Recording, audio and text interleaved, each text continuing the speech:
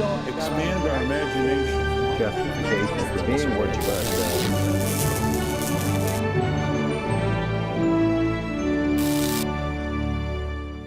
Welcome to Washington Unplugged. I'm Jan Crawford. Today, the politics of same-sex marriage just one day after a federal judge struck down a California ban, and the Senate vote on Elena Kagan, poised to become the 112th justice on the Supreme Court and only the fourth woman. Joining me to talk about both of these issues is Alabama Senator Jeff Sessions, the ranking Republican on the Judiciary Committee, who's led the opposition against Kagan, and last night from the Senate floor blasted the federal judge who said California's gay marriage ban was unconstitutional. Take a look. Obviously, at some point, this will get to the Supreme Court of the United States, as you well know. It go first to the Ninth Circuit, on which you clerked, and then it'll go to the Supreme Court probably. And we'll have the nominee that's before us today, who's already demonstrated at Harvard that her views about don't ask, don't tell, and similar social marriage, sexual relation matters involve such strong feelings on her part that she's not been able to follow the law. And I'm worried about that. I think the American people are worried about that. And I just think they have a right to be. Senator Sessions, thanks so much for joining us. Let's talk about that ruling yesterday. What did you find to be the most troubling thing in that judge's decision? Well, first, the perspective is that a single sitting federal judge has just invalidated the vote of millions of Californians who desire to define what marriage is in California. They define it as between a man and a woman. And he has overruled that. There's nothing in any of the provisions of our Constitution that would have suggested that any of those drafters of it intended that the Constitution would be interpreted as to mandating the recognition of same-sex marriages. It's just not there. It's a matter that should be left to the people, not be decided by an unelected, lifetime-appointed judge who clearly was, from his opinion, was citing his own views, emotions, and feelings about this issue. Well, now, you said last night in your floor speech that obviously this is going to be appealed and probably up to the Supreme Court. You're a lawyer, obviously. You're on the Judiciary Committee. What do you think this will mean if it is ultimately upheld by the Supreme Court, if the court adopts this rationale? Well, it will mean that they have declared that the United States Constitution requires that same-sex marriages be recognized just the same as normal marriages. And this is a huge legislative act, would be by the courts if they were to do that. My understanding is that, if I'm not mistaken, the California court has already upheld, the California State Supreme Court upheld this act. I would hope Supreme Court would uphold the people's decision and not the judge's decision, but it does remain to be seen. And Elena Kagan, who's already demonstrated a very strong, personal, deep bias on these kind of issues, will be one of the judges, if confirmed, that will decide the case. Well, now, before we go on to Kagan, let me just ask you one more question about this ruling, though. I mean, if the Supreme Court, let's just play this out. If the Supreme Court decides to uphold this ruling and say there is a constitutional right to same-sex marriage, what is the impact of that going to be across the country? What's your sense of how controversial this will be? How will people react? It will be very controversial. People will react adversely for two reasons. They'll react adversely if they don't like the policy, and they'll react adversely if they believe it's not the judicial role to define marriage when it's not in the Constitution. And remember this, when a judge declares that the Constitution says you must recognize same-sex marriage, this cannot be changed by a state legislature. No state government can change it, not even the federal Congress can. Only by a constitutional amendment. 2/3 of both houses, 3/4 of the states. That's what it takes when they declare something is in the Constitution. And when it's not, it's a tremendous abuse of power by a judge who's unelected and unaccountable to the public. Now, you predicted, I think last night, you showed your cards that you think that Elena Kagan would probably vote to uphold this judge's ruling and find that there's a constitutional right to same-sex marriage. What makes you think that? Well, she has indicated support for the most activist judges in the country. She's clerked for some of them. She advocates that a judge should allow their personal views, biases, background to influence their decision, and that's what President Obama said he was doing when he appointed her. He wanted somebody to do that. And we know, based on her effort at Harvard to block the military, because the military policy passed by Congress didn't satisfy her view of handling homosexuality in the military, that she has a bias and a strong feelings in that way.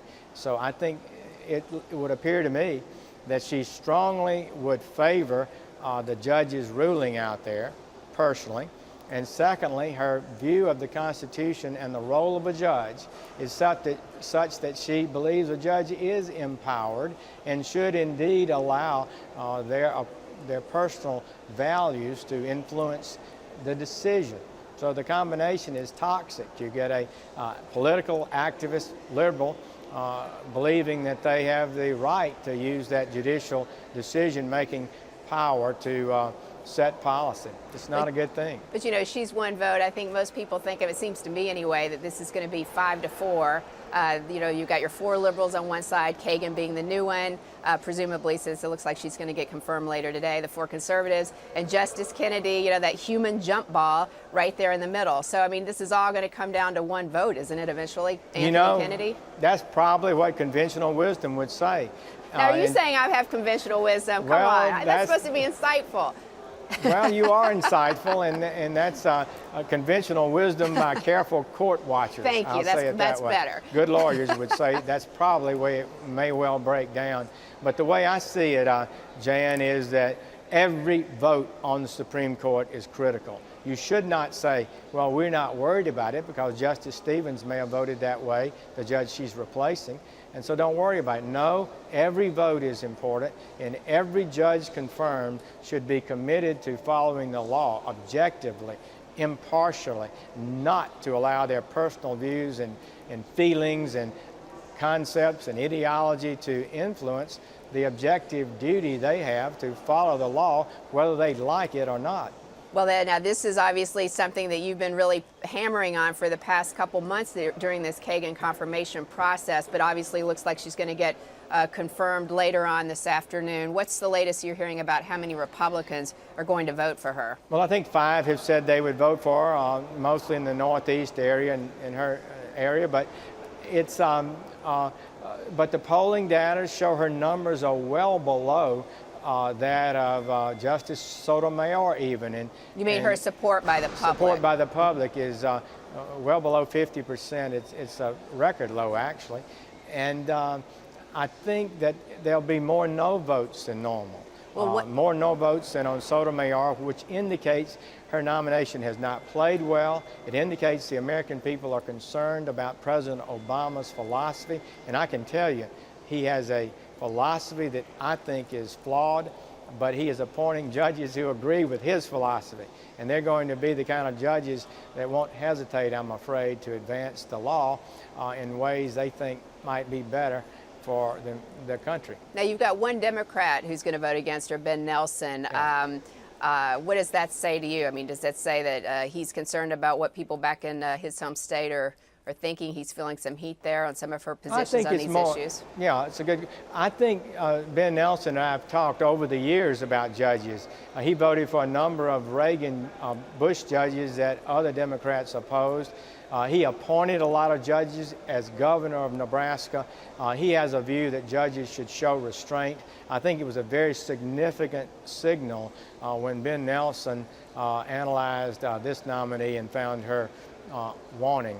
All right, and finally, Senator Sessions, I got to ask you, though, what about this whole notion? I mean, Sam Alito, you and I have discussed this before. Sam Alito was highly qualified. No one questioned his intellect, his experience. Yet all these Democrats voted against him, and you were making the arguments then that, listen, he's qualified, let's just vote for him. Why doesn't that work this go around with Kagan? Good question and a fair question.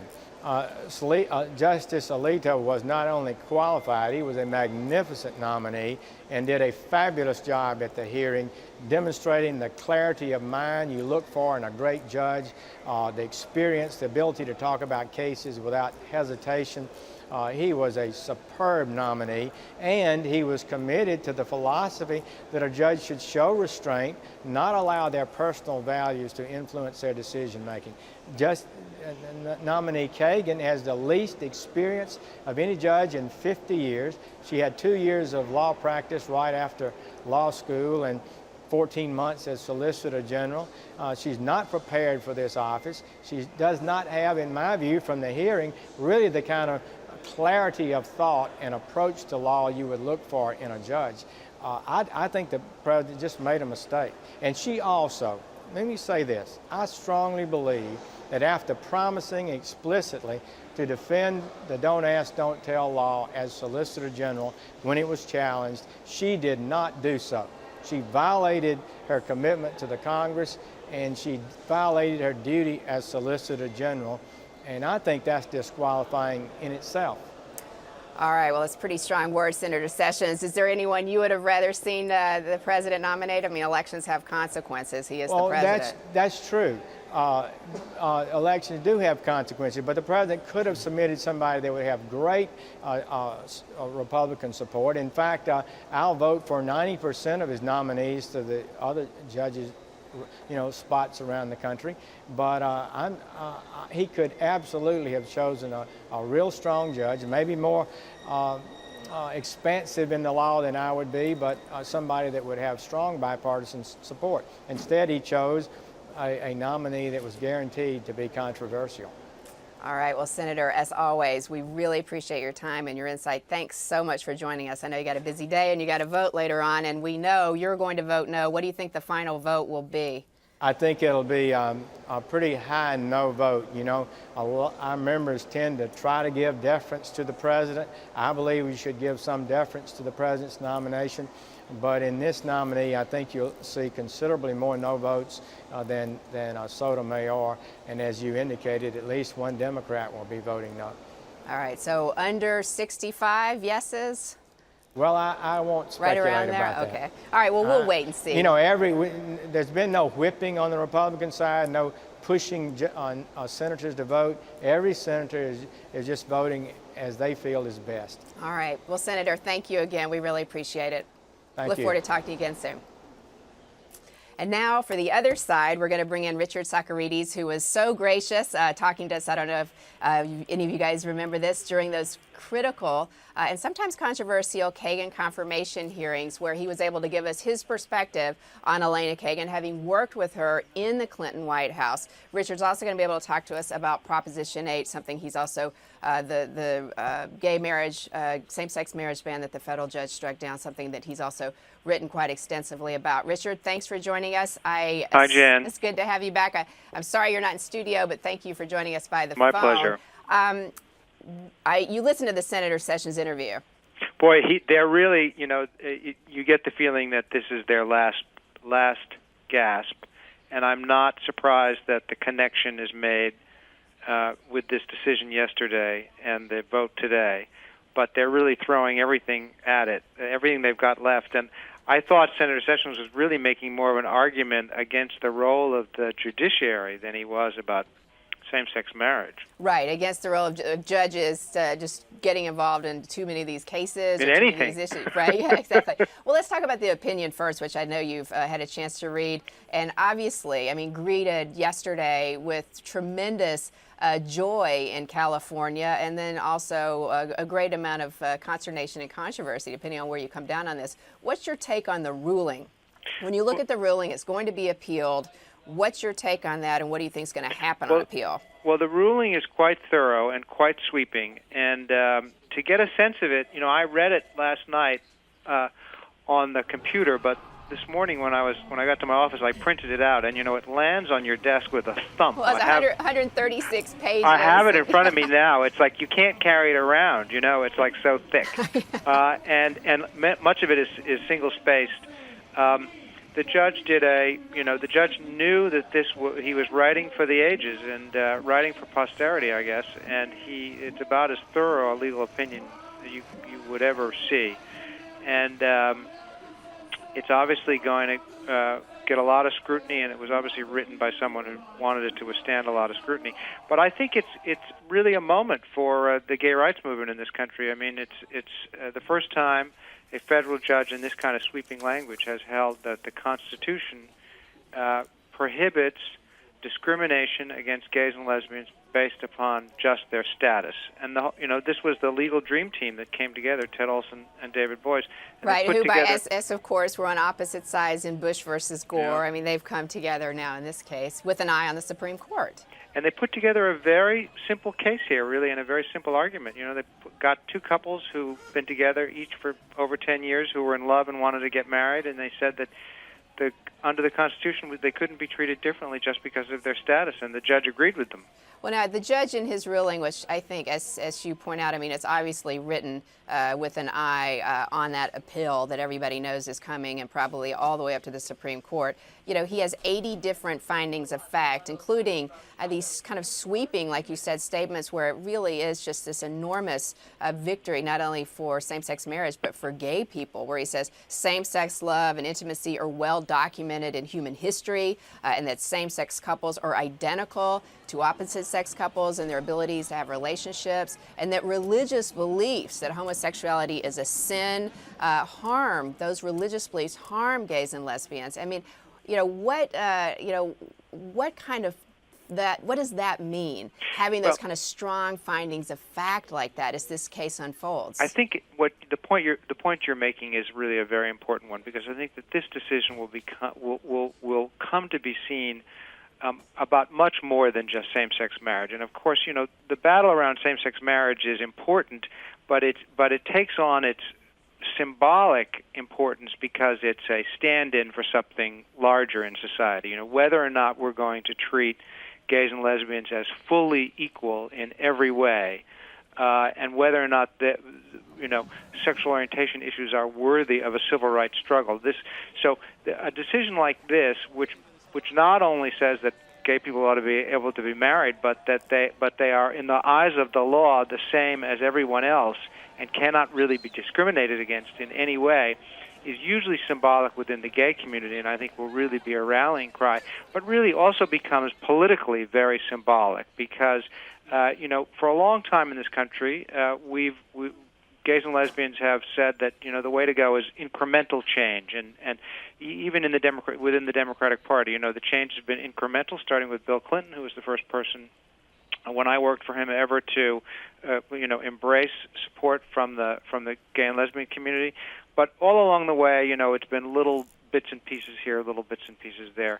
And President Obama, has been terrific in many ways and has said that he supports equal rights for gay people, but he doesn't support this, So I think you're going to begin to see people in the public sphere are no longer going to be able to take these nuanced positions on issues like this. You're either going to be for full equal rights as guaranteed by the Constitution, or you're not. So it's going to kind of force their hand. I mean, this decision you're saying could force politicians' hands to finally, come out of the closet on their views and really say what they think and vote the way that they really believe? Yes, and you see some of that already. Even before this decision, in some of the more progressive states, you see people coming out for this. But President Obama and the Democratic Party, especially in the next 2 years, not so much in the midterms, but in the next 2 years, face important challenges, because what are they going to say in their Democratic Party platform when the president runs again in 2012? They're going to have a platform that supports full equal rights, and they're going to have to be for this. And the president right now is not for this. Well, one of the things that when you were talking about the Dream Team and, Ted Olson and David Boies taking this case on, a lot of these gay rights groups didn't think this was a good strategy, that they don't think the Supreme Court is ready to go this far, that the court is not ready to recognize a constitutional right to same-sex marriage. This is all going to hinge on Anthony Kennedy. What do you think about that? Well, you're absolutely correct, and a lot of the established gay rights groups were very hesitant to endorse this early on, but I think that they've been mostly persuaded, and I think there's nobody in this country better than Ted Olson at predicting. You know, obviously you can't completely predict how the Supreme Court would come out, but I think that he and David Boies feel pretty good that they have a strong case before the Supreme Court. And I mean, it will probably be a 5-4 decision, but I think they're going to be on the right side of that, and you know, nobody knows better than them. All right. Well, Richard, thanks so much. We really appreciate your joining us and look forward to having you back in the studio next time. Thanks, Jan. Thanks a lot. Bye-bye. And finally, we're going to really shift gears now and talk about something that's captivated Washington, D.C., but not quite as political as what we normally get. We've got Politico's Kiki Ryan to join us today to dish about Bravo's newest housewives, the Real Housewives of D.C. The series premieres tonight and features all these Washington socialites, including, of course, those infamous White House state dinner crashers, the Salahis. So, Kiki, the question of the day that everyone's wanting to know. First of all, you've seen it. Okay. Yes. I saw So, the did the first episode. Salahis steal the show, or are they just, like continuing to be their, front row gate crashing selves? Absolutely. This is definitely the Salahi show. In the first episode, Wait, is that a good thing? I guess it's good for ratings. It's good for Bravo. But you'll see just in the first episode, the 4 other ladies are very separate from the Salahis. They don't really travel in the same social circle. And even before the show started, the Salahis were a household name. And again, this week in just the promotional events, the Salahis are standing out. I mean, just on Saturday night, Tarek Salahi allegedly threw a glass of wine in one of the housewives' faces at an event. Oh, my. I know. And then yesterday... Can you get arrested for that? I guess she think threw that's back. assault. Oh, okay. That would have been good on camera. That's the stuff that they want to catch.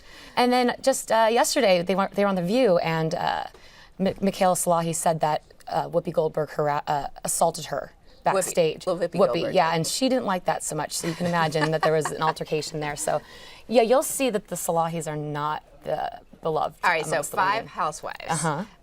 The competition, for reasons that escape me, was really fierce to be one of the 5 here in D.C., leading up to this.